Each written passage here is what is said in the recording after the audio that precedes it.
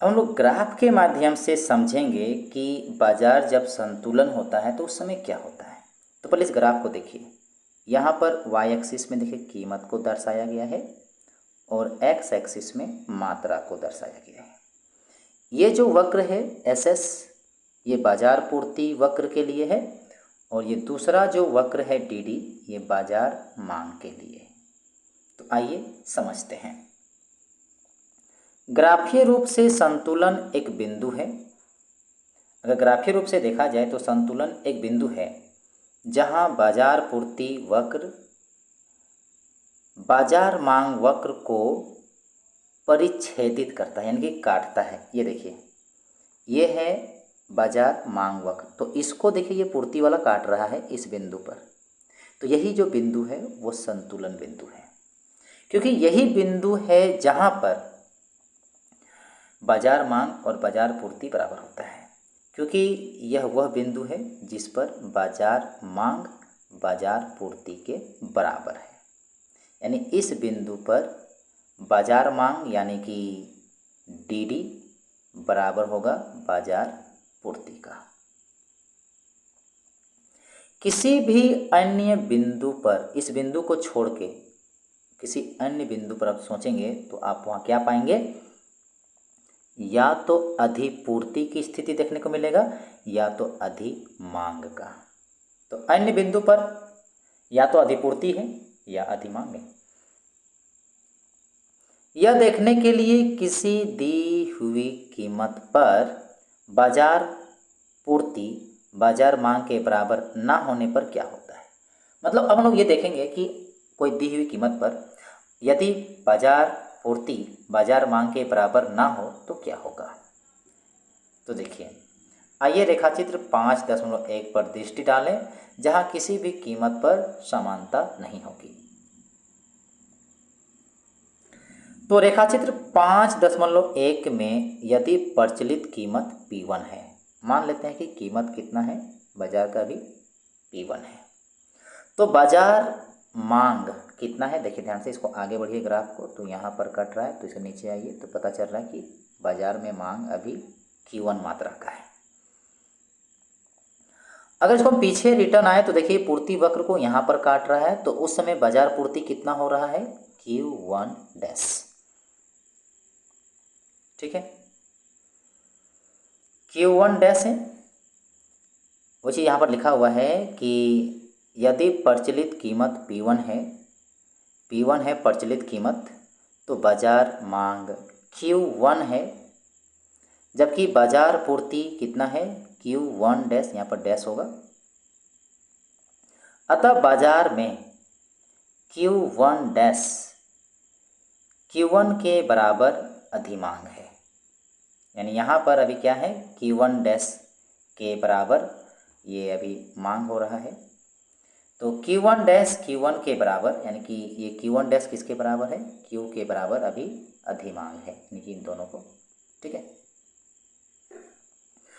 कुछ उपभोक्ता जो वस्तु को प्राप्त करने में या तो पूर्ण रूप से असमर्थ है, मान लेते हैं कि कुछ उपभोक्ता जो है वो उस मात्रा को पूरी तरह से प्राप्त नहीं कर पा रहा है, पूर्ण रूप से असमर्थ है, अथवा इसे अपर्याप्त मात्रा में प्राप्त कर पाता है। तो ऐसी स्थिति में क्या होगा, वो जो उपभोक्ता है, कुछ उपभोक्ता P1 से अधिक कीमत चुकाने पर तत्पर होंगे ताकि उसको मिल जाए। वो बस यही चाहेगा कि कीमत ज़्यादा हो जाए, कोई हमें मिल जाना चाहिए, क्योंकि वो कहते हैं अपर्याप्त मात्रा में उसको मिल रहा था, तो उसको पूरा करने के लिए वो क्या करता है, P1 से भी अधिक कीमत चुकाने के लिए वो तैयार हो जाता है।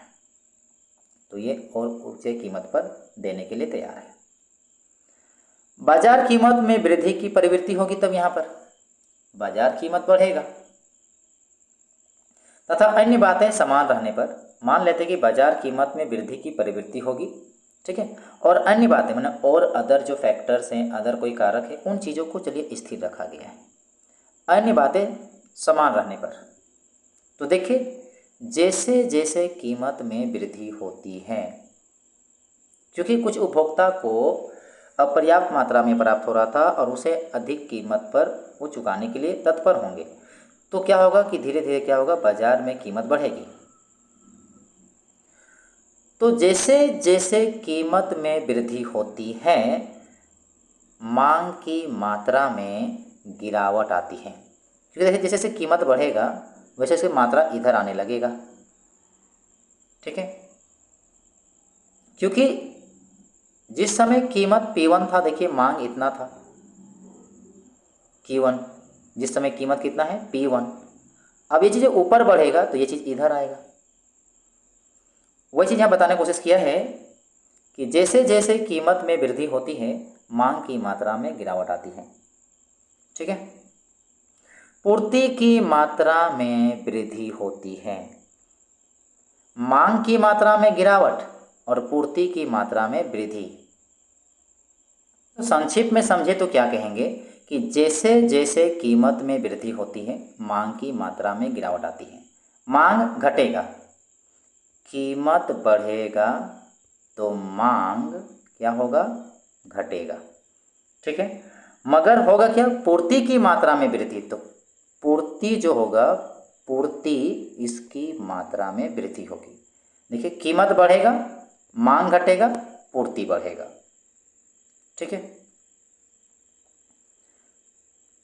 तो जैसे जैसे कीमत में वृद्धि होती है, मांग की मात्रा में गिरावट आती है, पूर्ति की मात्रा में वृद्धि होती है तथा बाजार एक ऐसे बिंदु की ओर अग्रसर होता है, बढ़ता है, जहां फर्म द्वारा विक्रय करने के लिए इच्छुक मात्रा उपभोक्ता द्वारा खरीदे जाने की इच्छित मात्रा के बराबर होती है।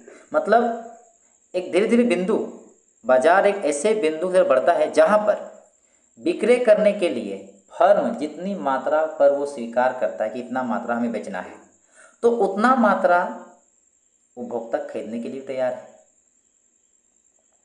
तो वो देखिए कीमत यहाँ बढ़ रहा है, ये मांग यहाँ मात्रा यहाँ घट रहा है। तो ऐसा सिचुएशन कहाँ देंगे, पी स्टार पर।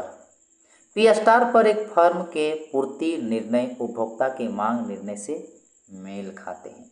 तो जब हम कीमत बढ़ाएं तो एक पॉइंट पहुँचे, वो है पी स्टार कीमत पर कीमत बढ़ा है, तो ये जो बिंदु आया वहाँ पर देखिए जितनी मात्रा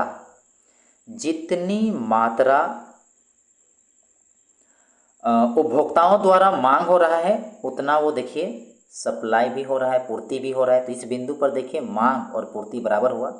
तो जब कीमत बढ़ा तो पी स्टार एक ऐसा कीमत पर पहुँचे जहाँ पर क्या हुआ कि फर्म के जो पूर्ति निर्णय जो है, कितना उनको पूर्ति करना है फर्म के द्वारा, वो उपभोक्ता के मांग निर्णय से मेल खाते हैं। यानी कि ये संतुलन स्थिति में आ गया है पी स्टार कीमत पर। और उस समय कितना पूर्ति हो रहा है या मांग कितना हो रहा है, ये देखिए मांग हो रहा है क्यू स्टार का।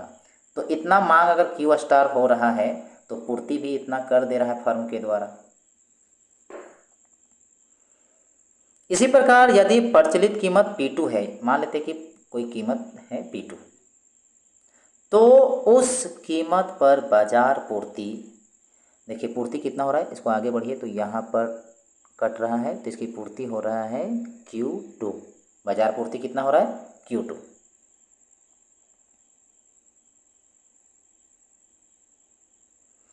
और बाजार मांग कितना है, तो ये मांग वाला यहाँ पर कटा हुआ है, तो बाजार मांग है देखिए Q2 डैश, यानी मांग कम है, देख सकते हैं इधर। तो बाजार मांग Q2 डैश से अधिक है पूर्ति वाला, क्योंकि यहाँ देखिए ये यहाँ पर कट रहा है, तो ये इधर इतना दूर में ये दिखा रहा है Q2, और यहाँ मांग वाला यहाँ पर है, तो ये यहाँ पीछे ही रह गया। तो ये लिखा है कि प्रचलित कीमत P2 है, तो उस कीमत पर बाजार पूर्ति कितना है, बाजार पूर्ति यहाँ पर कट रहा था तो पूर्ति आ रहा था Q2, और बाजार मांग Q2 डैश से अधिक है, जो Q2 डैश Q2 के बराबर अधिपूर्ति को दर्शाता है। यानी कि ये इस बिंदु पर देखिए ये, यानी Q2 डैश जो है Q2 के बिंदु के लिए ये अधिपूर्ति को दिखा रहा है, यानी कि ये ज़्यादा हो रहा है, पूर्ति ज़्यादा हो रहा है। यहाँ पर देखिए ये पूर्ति के लिए है Q2 है, और मांग उस समय Q2 डैश था, तो यहाँ तो अधिपूर्ति को दिखा रहा है, क्योंकि पूर्ति ज़्यादा दिखा रहा है, वो चीज़ यहाँ पर लिखा है। ऐसी स्थिति में क्या होगा, क्योंकि कीमत ज़्यादा है तो मांग कम हुआ है, क्योंकि देखिए डिमांड जो है यहाँ पीछे ही रह गया है। तो जाहिर सी बात है कुछ फर्म क्या करेगा, अपना कीमत को कम करेगा। तो कुछ फर्में जो होंगी अपनी इच्छित मात्रा के अनुरूप विक्रय करने में असमर्थ होंगी। मतलब जो कुछ फर्म है वो चाह रहा था कि मैं इतना मात्रा को विक्रय करूं, तो उतना तो कर नहीं पाएगा क्योंकि मांग कम हो चुका है। तो इसके अनुरूप क्या होगा कि विक्रय करने में असमर्थ होगा कुछ फर्म, अतः वे अपनी कीमत घटाएगी। अपनी मात्रा को अगर ज़्यादा बेचना है तो इस समय तो उसको क्या करना पड़ेगा, कीमत को बढ़ाना ही पड़ेगा। तो कुछ फर्म क्या करने लगेगा, अब कीमत घटाएगी। अन्य बातें समान रहने पर बाकी अदर चीज़ें हैं जो बाजार के लिए, वो अन्य चीज़ें स्थिर रहेगी। बाकी यहाँ पर जो कीमत को लेके जो बात है, मांग को लेके है, इस सब में अभी चीज़ चेंज हो रहा है। तो अन्य बातें समान रहने पर अब वो क्या करेगा, अपनी कीमत को कम करेगा। तो जैसे जैसे कीमत घटती है, जैसे अब यहाँ ऊपर से नीचे आएगा, कीमत घटेगा। कीमत घटेगा वस्तु की मांगी गई मात्रा में तब वृद्धि होगा, तब ये इधर बढ़ेगा। ठीक है, कीमत घटेगा तो मांगी गई मात्रा में वृद्धि होगा और पूर्ति घटेगा, पूर्ति घटेगा। ठीक है, तो ऐसे सिचुएशन जब आएगा तो फिर से वो कहाँ पहुँचेगा, फिर से जैसे ये P2 से घट के आ गया P स्टार में, और यहाँ Q2 जो डैश था मांग, अब वो मांग बढ़ के यहाँ आ गया Q स्टार में, अब फिर से इस बिंदु पर पहुँच गया। तो P स्टार कीमत पर फर्म जो है अपनी इच्छित उत्पादन बेच पाती है, क्योंकि इस कीमत पर बाजार मांग बाजार पूर्ति के बराबर है, यहाँ देख सकते हैं। इसलिए P स्टार संतुलन बिंदु है और इससे संबंधित मात्रा Q स्टार संतुलन मात्रा है। यानी कि P स्टार जो है संतुलन कीमत है और Q स्टार जो है संतुलन मात्रा है। तो अभी हम लोगों ने दो स्थिति समझा, जब कीमत कम होगा तो क्या करना होगा और जब कीमत ज़्यादा होगा तो फिर क्या करना होगा। मतलब कम कीमत होने पर किस तरह संतुलन हो, ज़्यादा कीमत पर किस प्रकार का संतुलन हो, यही कॉन्सेप्ट को अभी हम लोग सीखें।